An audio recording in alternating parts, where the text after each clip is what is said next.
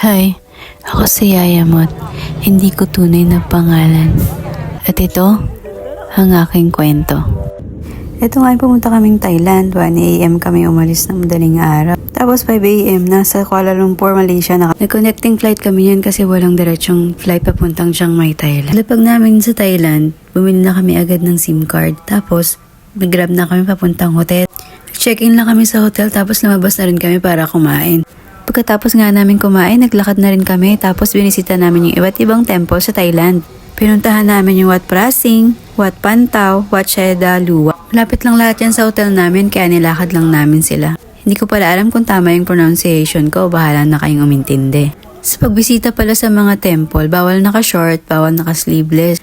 Bawal din yung mga may iksing dress. Kung naka-sleeveless ka naman, may mga binibenta silang mga shawl doon na pwede mong bilhin or hiramin.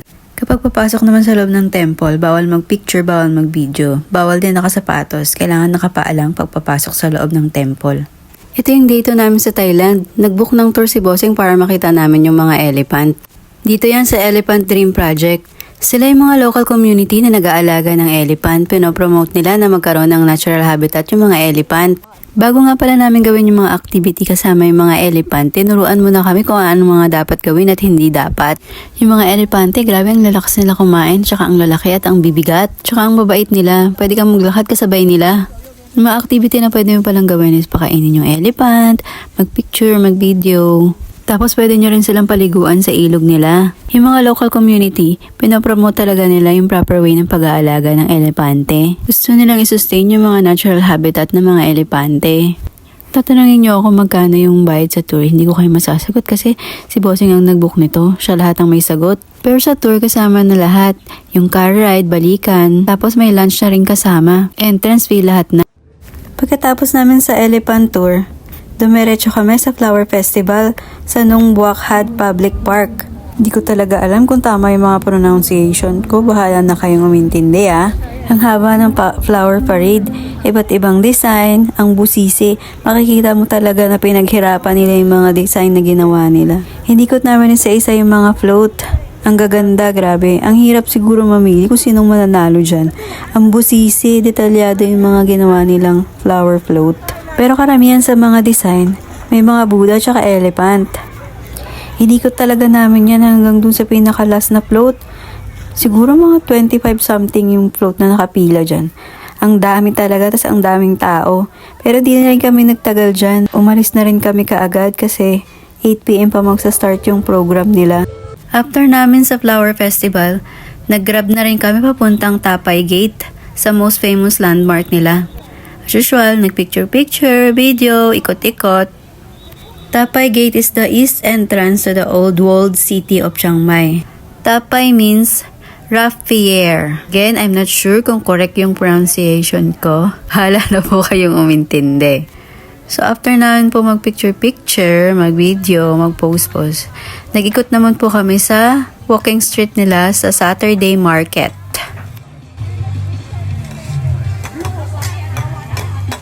Ang daming iba't ibang pagkain ng tinda nila. May mga insect din na silang tinda.